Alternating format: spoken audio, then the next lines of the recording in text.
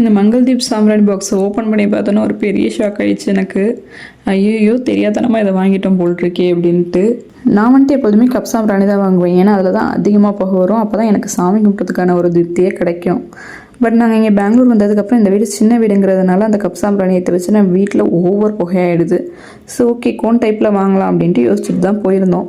அப்போ தான் இந்த மங்கள்தீப் சாம்பிராணி டிமார்ட்டில் பார்த்தேன். அது வந்து கோன் டைப்பில் உள்ளது. ஒரு packet 75 rupees, but buy 1 get 1 கொடுத்துருந்தாங்க. சரி ஓகே மணியும் சேவ் பண்ணலாம் அப்படின்னு சொல்லிட்டு தான் இந்த பேக்கெட்டை வாங்கிட்டு வந்திருந்தேன். பட் இதை வீட்டில் வந்து ஓப்பன் பண்ணி பார்த்ததுக்கப்புறம் தான் எனக்கு பெரிய கன்ஃபியூஷனே ஆச்சு. இதை எப்படா யூஸ் பண்ணுறது, இதில் எந்த இன்ஸ்ட்ரக்ஷனுமே கொடுக்கல அந்த பாக்ஸ்லேயும். அச்சோ தெரியாதனமாக வாங்கிட்டோமோ அப்படிங்கிற மாதிரி எனக்கு ஃபீல் ஆகிட்டு என் ஹஸ்பண்ட்டை சொன்னால் அவங்களும் திட்டுவாங்க. ஏன்னா அவங்க ஆல்ரெடி சொன்னாங்க கப் டைப்பே வாங்கிக்கோ, எதுக்கு இது வாங்குற அப்படின்னு கேட்டாங்க. சரி ஓகே மணி சேவ் ஆகுதுல்ல அப்படின்னு சொல்லிட்டு தான் வாங்கினேன். பட் இது ரொம்ப கஷ்டமாயிடுச்சு எனக்கு. இதை பார்த்தோன்னே ஏற்றி வச்சு நான் எப்படி ஏற்றி வச்சு பார்க்குறேன், அது நிற்கவே இல்லை சுத்தமாக. அது எனக்கு எப்படி யூஸ் பண்ணுங்கிற சுத்தமாக தெரியல.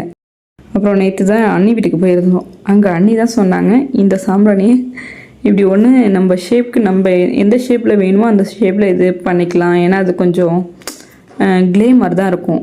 ஸோ அதை நம்ம விருப்பத்துக்கு ஏற்ற மாதிரி சைஸ் மாற்றிக்கலாம் அப்படின்னு சொன்னாங்க. சரி ஓகே ட்ரை பண்ணி பார்ப்போன்ட்டு இன்றைக்கி வீட்டில் வந்து ட்ரை பண்ணி பார்த்தேன்.